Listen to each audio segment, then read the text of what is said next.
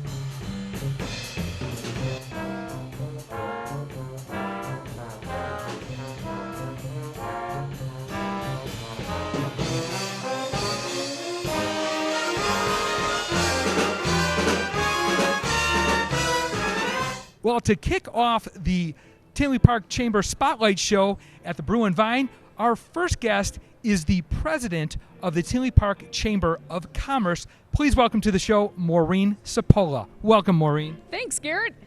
Well, tell us a little bit about the Tinley Park Brew and Vine. What can the patrons expect when they walk through the doors here today? Well, Garrett, they can expect a fun-filled evening. This is our 9th annual Brew and Vine Fest here, and I'm happy to report that it's a sellout every year. We have brewers and vintners, we have restaurants, so all sorts of tasting going on. So, and I mean, how long is the planning that goes into such a great event like this? Wow, Garrett, that's a loaded question, but I have to say that the planning is really an ongoing task and goal that we have at the Chamber of Commerce, 6 to 9 months in advance. In fact, we take a survey each and every year from our brewers and vintners, and we like feedback so we can do it a little bit better each and every year. Well, Maureen, it looks like it's gearing up to be another successful Brew and Vine Festival. Can you tell us a little bit about what makes this event as successful as it is? Yes, Julie. In fact, it's a collaboration of many individuals that are involved with the Tinley Park Chamber of Commerce. We have our board of directors, our executive director. We have our chair of the event, Bob Haustein. We have so many individuals that have helped us make this a success each and every year. So it's really a collaboration of a lot of volunteerism, a lot of like-minded individuals that like to have fun. So it's gets better every year. Now, this is the 9th year of the Brew and Vine Festival, and so, Maureen, can you maybe just go into a little bit of detail about where we've come in the last 9 years from where we started the first couple of years and how the Brew and Vine has expanded to its 9th year? Absolutely. So starting off as a smaller scale event, each and every year we've grown and we've taken our successes and we're actually at a sellout right now. So we're looking at perhaps 3,000 patrons here. We have 36 brewers, vintners, we have 10 vintners, we have 10 different restaurants. So we're doing things in a way that the community and public wants to come back. So we're really thrilled about that. It's just been so exciting. Great. Those numbers you just talked about, it's amazing. So what keeps the vintners and the brewers and the people, the patrons, what keeps them coming back year after year? Wow, there are numerous things that I think that keep them back. First of all, the camaraderie that we have in our audience, but also it gives them an opportunity to showcase what's new with them. So if the brewer has a new brew coming out or a new wine, a new vintner, or a restaurant in town, again, we're the Chamber of Commerce and we like to shop local. So really awesome. Well, Maureen, this has been a great opportunity to learn more about the Brew and Vine Festival. Hopefully, you're going to be able to kick back and enjoy. What's your favorite drink? Wow. Well, Julie, I have to say that I love the wine tasting, but I'm no stranger. I like some of the beers as well, so I love it all. Maureen, thank you so much for taking the time to visit us today, and enjoy the evening. Wow. Thank you both, and we look forward to another prosperous event. My next guest is a founding ambassador to Boisset Collections Wines. Please welcome to the show Diane Hart. Diane, welcome to the show. Oh, thank you very much. It's very exciting to be here to share some of the greatest wines in the California and French regions. Excellent. Now, can you tell the people there about the Boisset wine collection? What is its specialty? What is it known for? Well, the Boisset collection of wineries is we own over 20 wineries here in California as well as in France. But this is the coolest part of the wine industry, where we're doing direct to consumer, which is a very different model than when you're going to Binny's or the grocery and you see that wall of wine. Oh. We're their personal concierge to that Napa Valley experience. Wow, so you guys, your vineyards reach as far as Napa Valley. Where else do you guys have vineyards? The vineyards are all in Napa, Sonoma, and in the Burgundy region of France. Wow, awesome. Now, can you tell us a little bit about this wine? What are some of the crowd pleasers that people buy all the time, Diane? Oh, well, we never miss on our Frenchie. So this is our Frenchie wine. We have a full collection with Betsy Ross, which is Frenchie and Drag. This is our Frenchington, which is one of the most popular of our red wines. And Frenchie is our owner, Jean-Charles Boisset's personal bulldog. And he follows him around the winery like Velcro. So, but this is also a great way to support local guide dogs for the blind. And so 2 bottles for every bottle this month goes to charity. So to a pet charity. Wow, so it's a very generous donation. And we Awesome. actually do that all year long. This particular month, we've doubled up the ante because it's Pet Awareness Month. Excellent, excellent. And there's a lot of animal lovers out there, especially dog lovers, and they happen to be wine lovers too. So it's a win-win scenario. Now, with the direct-to-consumer, can you explain to the people in the audience out there what that entails? Like, what are they saving on when they do the direct-to-consumer? Oh, it is absolutely amazing because you get that personal experience. Everybody here in Illinois would love to be able to take their friends and family to Napa, but we save you about the $1,800 at a minimum just for the airfare and the rental car. And we bring that winery to you. So we create that winery experience in your home, your back patio, boardrooms, any kind of experience that you want in order to bring that Napa and that wonderful wine lifestyle direct to you. Excellent, and I'm sure with those savings on the airfare, the rental car, and all that, you can buy more Boisset wine. Absolutely, and we have so many to choose from. Our Buena Vista wine is actually our oldest winery in California. It was started by Count Harasthi in 1857. Wow. So they've kind of got it down, so it's absolutely fabulous wines and the most historic winery in Sonoma. Wow, excellent.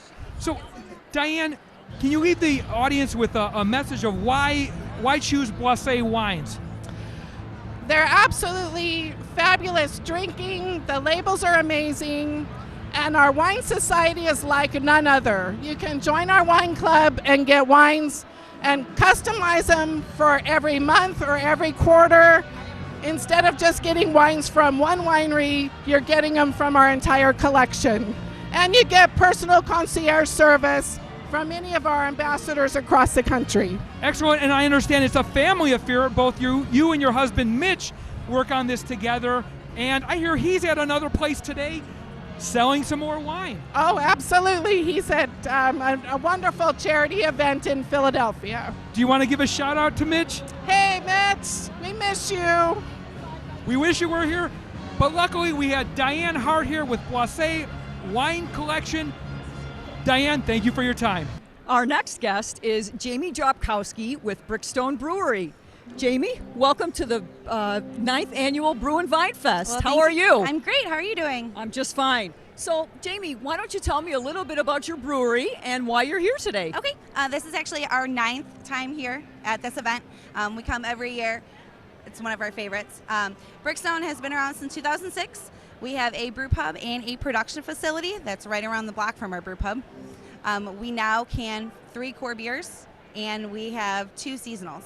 Okay, and what do you think is going to be the most popular brew today? Our American Pale Ale. We actually won gold at Great American Beer Festival in 2006 for that brew. Wonderful, wonderful. What other types of brews do you have here today with you in addition to that? So we have our Russian Imperial Stout, which is barrel aged in rye barrels.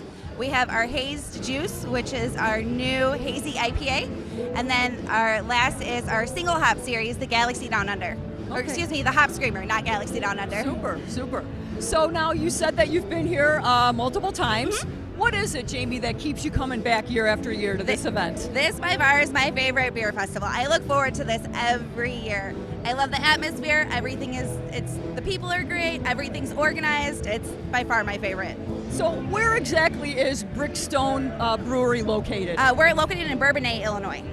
And besides brew, beer, what do you offer at your location? Our brew pub, we have a full menu. We have everything from appetizers, steaks, sandwiches, pastas. And how many employees do you have with you here today? Um, And how many employees do you have at your location? Okay, so with us today, there's 4 including me. And then at our brew pub location, we have about 75. And our our production facility, there's about 10 of us. Okay. Great, thank you. So why don't you tell me what actually is one of your favorite items here on the menu today? The American Pale Ale, by far. And why exactly? Can you just describe a little bit more about what kind of a taste it has? Oh, sure. What makes it different from the others? It's completely balanced. The Amarillo hops in it just makes it perfect. Okay. And so as we await for more guests to come to the table and enjoy what they have to offer, why don't you go into a little bit of detail about what went into putting your booth together today? Okay, sure. Everything actually came from our production facility. We put up the tent, we brought some merchandise, brought some hats to sell, all of our can glasses, and they're actually replicas of our cans. Wonderful, wonderful. Now, if I were to come out to your facility out in Bourbonnais, what would probably be the best thing for me to try? Food-wise, Yes. our ribs are phenomenal. And we also have a barbecue bacon jam burger that's to die for. Super. So, Jamie, we've got just a little bit of time left here. Is there anything else you'd like to tell our guests about your brewery in closing? Just thank you for supporting us and drink local. Great. Well, thank you so much, Jamie, for being here today. We are so happy that you were able to join us at the 9th Annual Brew and Vine Fest. Enjoy the rest of your evening. Thank you. My next guest is the co-owner and brewer for Metal Monkey Brewing. Please welcome to the show, Jason Janes. Welcome to the show, Jason. No problem. Thanks for having us. Well, tell me a little bit about your brewing company, Metal Monkey Brewing. I hear you guys have an interesting way of how you started. We did. Myself and co-owner, co-brewer Dan Camp. We met through a local homebrew club. We used to brew in our garage, in our kitchens. Took the hobby, kind of got obsessed with the hobby. Finally made that push to go pro, as they call it, and turned the pipe dream into reality. Awesome. Now, were you guys always good in chemistry? Did you like that in high school? No, I hated chemistry in high school. I do more chemistry in the last couple of years than I ever have in my whole education background. So. Wow. And now I hear you're expanding. So you started out in your garage, is that correct? Yeah, so Dan used to brew in his basement, I brewed in my garage, and we got together.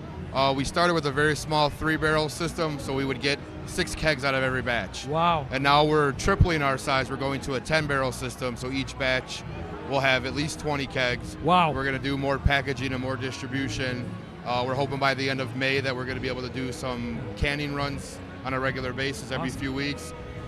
We leased the space next to us in addition to what we started with, so we have more room for storage and overflow, and it's Wow. going good. Well, business must be good if you're expanding like Yes. that. Now, tell us a little bit about some of your brews, Sure. Jason. What are you guys serving today? So today we have 3 different beers with us. We have Savage Beast, which is a Citra Mosaic IPA, bitter, hoppy IPA. Yeah. Then we have Monkey Fuel, which is a Belgian triple, which actually last summer won gold at the Indiana Brewers Cup. Oh, wow. So it has like a traditional clovey, bubblegummy taste from the Belgian yeast. And then we have what's always a fan favorite in a tap room called Funky Bucker. It's a chocolate peanut butter stout. Chocolate peanut butter stout. Wow, that sounds pretty good. I'm probably going to hit that after the All right. interview here. Sounds great. So now your establishment, it's a sit-down. People can come in Yes, and buy bottles as well. Yes, we have we do all the brewing in the back, tap rooms in the front, sits about 75, 80 people. We do food trucks on the weekend. You can bring food in. We're kid, family friendly, dog friendly. We got the tap room there. We can do hollers to go, and we're going to be getting a crawler machine, so we'll be able to take cans to go. And then any packaging we have, when we do have it, is usually available to purchase there as well. Excellent. Now tell me a little bit about your company name here, Metal Monkey Brewing. How did you come up with that name? It started from one of the guys collected monkeys, and then Dad and I were into heavy metal, so we were kind of thinking of a name, and we kind of merged the two together, and that's how it was born. Good deal. And a shout out to your favorite heavy metal band, if you don't mind. Yeah, big fan of Slayer, Megadeth, like Amon Amarth. We kind of run the gamut from heavy, but the one nice thing a lot of people say when they come to the brewery, the heavy metal's on, but it's not on to where you can't have a conversation. We have board games there. People are always playing board games and enjoying themselves, so it's not like you're coming into a metal concert.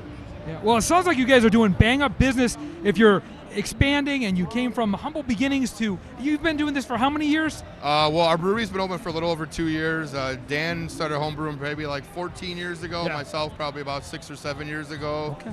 But business right now is going great. Excellent. Now, Jason, give a shout out to the audience and tell them why they should come down to Metal Monkey Brewing today. Sure. So we always have 14 to 16 different beers on tap. We run the gamut from light and easy drinking, hoppy, to dark and heavy. We do food trucks on the weekend. You're more than welcome to bring food in, bring your dogs in, bring your family in. We have video games, board games. So we have like a little lounge area with couches and recliners where a lot of people will bring their kids.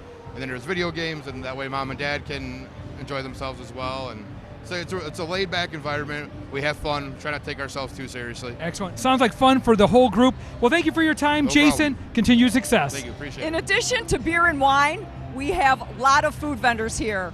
I'm here today with Beth Fahey and Becky Palermo from Creative Cakes. Ladies, welcome to the show and thanks for being here. Thank you.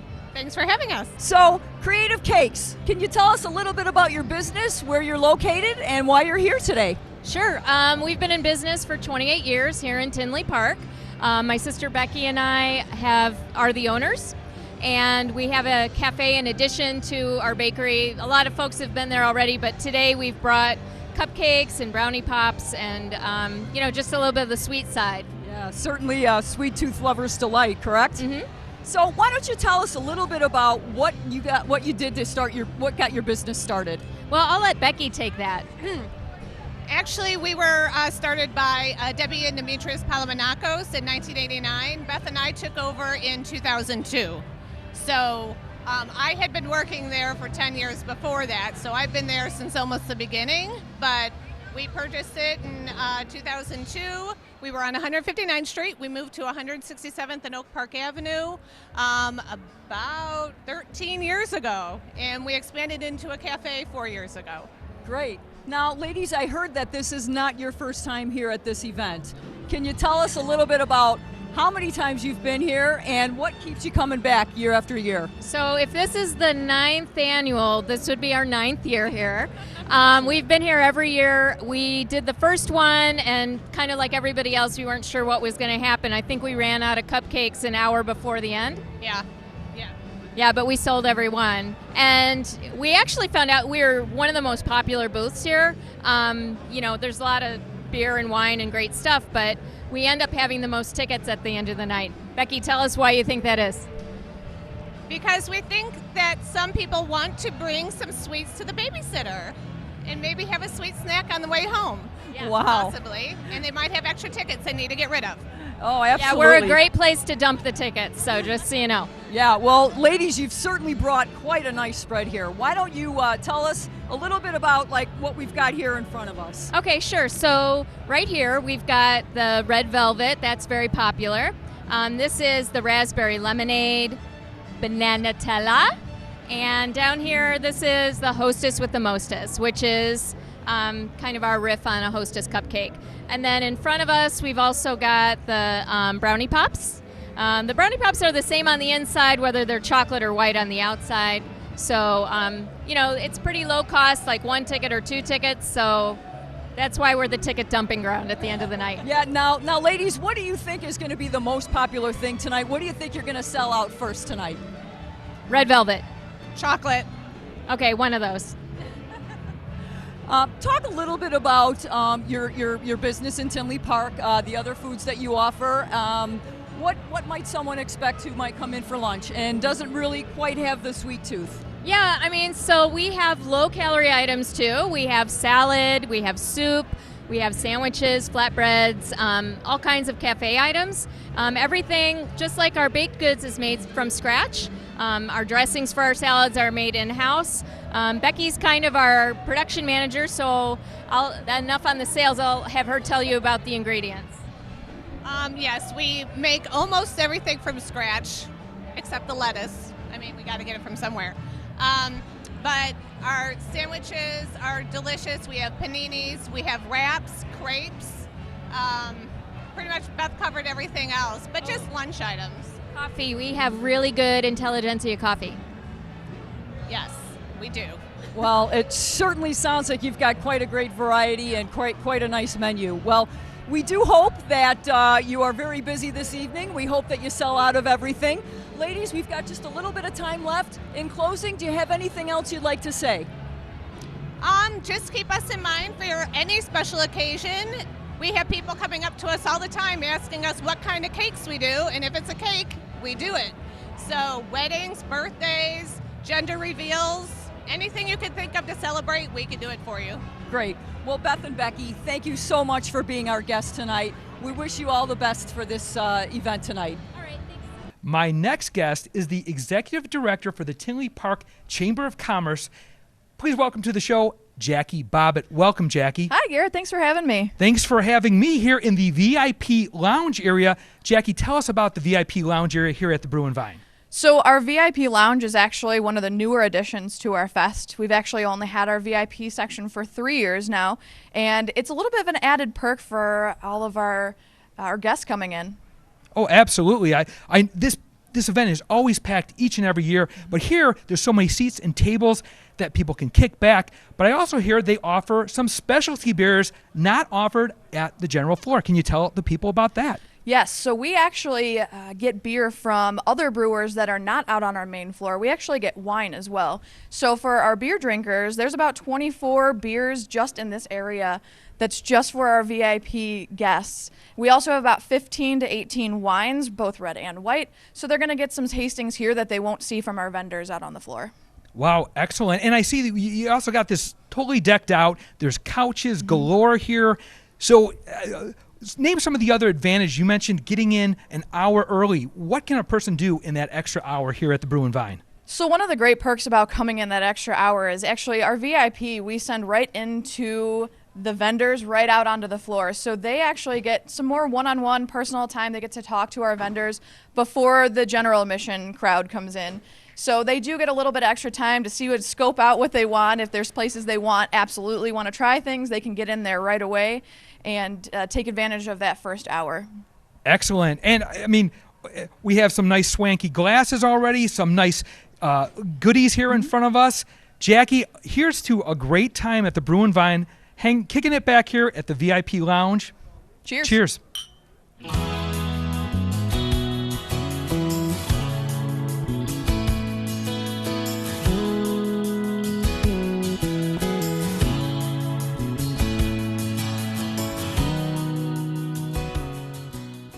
I'm sitting here lounging in the VIP area, and I've got two special patrons with me tonight. I've got Ryan and Jamie. Welcome, Ryan. And if you could just tell me a little bit about what brought you here this year, we'd love to hear. We're local Tinley Park residents, and we thought that it'd be something fun to do. My wife told me about it. We bought the tickets online. She's a fan of trying different wines. I like trying different beers, so there's something for everybody here. It's kind of cool. Absolutely. And Jamie, can you tell me, have you been here in the past, or are you a first-timer? I have not been here in the past, but I love 350 Brewing, and we went to high school with these people, so I saw that they were going to be here and was coming to support those people. We're back here on the floor of the Brew and Vine, and I'm here with one of the volunteers, Patty Ridings. Welcome to the show, Patty. Oh, I'm so happy to be here. So tell me, Patty, how many years have you volunteered here? This is my third year. Third year, and where are you volunteering today? Today I will be at the bottle pickup. This is my second year doing it. Well, they're probably looking for you right now, but why do so many people come here at the Brew and Vine, and why do people like yourself volunteer all the time?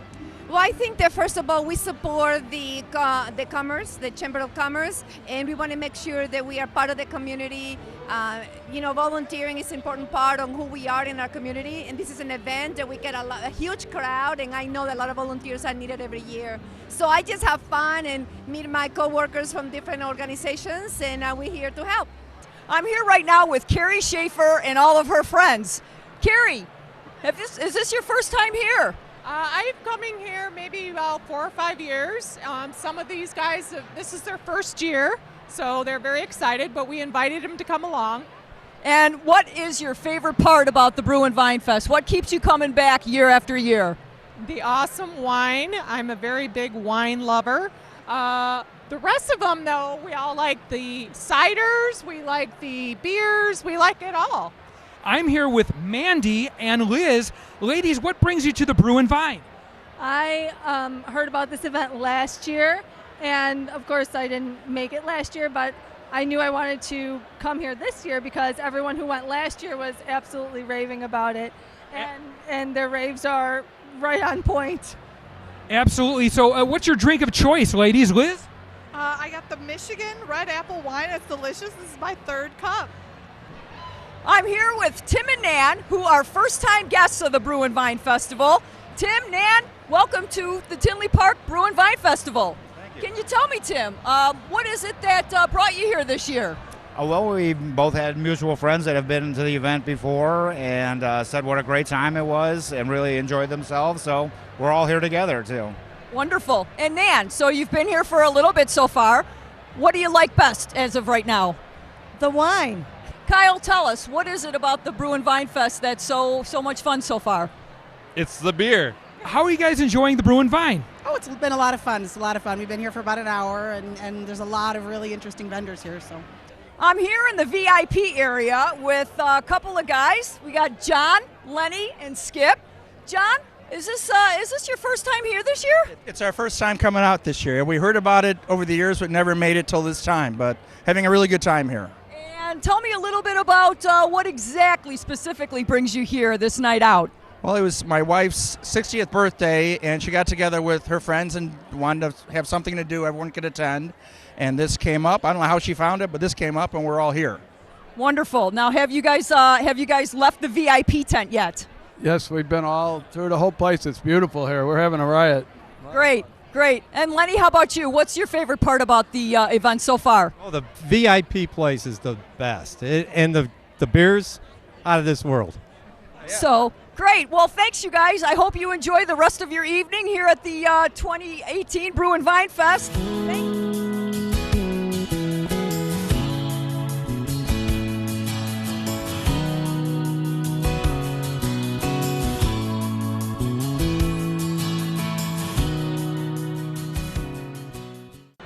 What a great event, Julie. I hope you, the audience, got a little taste of what it's all about. And if you want a real taste, come out next year, April 2019, for the 10th Annual Brew and Vine Festival. Yeah, what a great event it was, for sure, Garrett. We hope that you will consider joining us next year. Come out, support your local vendors, and have a great time.